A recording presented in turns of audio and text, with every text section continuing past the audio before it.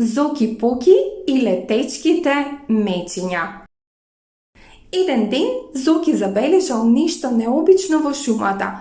Група на мали мечиња кои летеле по небото, имајќи мали крила.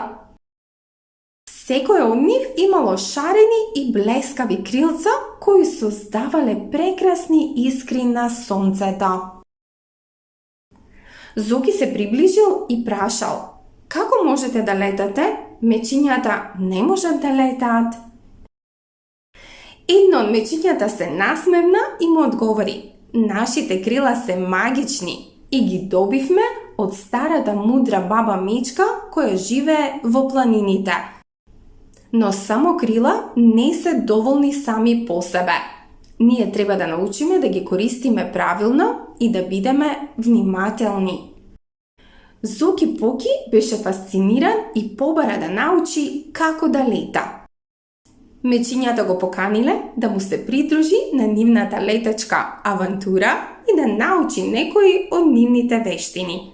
За време на летот, Зоки-поки открива дека секое летечко мече има своја задача да собира полен, ги разредува облаците или да ги води другите низ магичните облаци.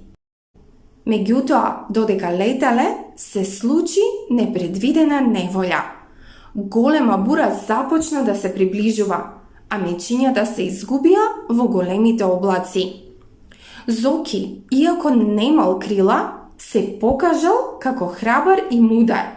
Тој ги водеше до безбедното место со помош на своите нови пријатели и знаењето што го здобил. Кога бурата помина, Зоки и мечињата се вратија во шумата. Мечињата беа благодарни за помошта и го наградија Зоки со малечко магично крило, што му дозволи да лета за кратко време.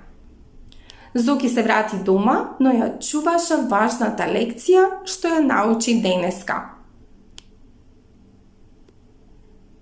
А тоа беше дека дури и да беа магични способности,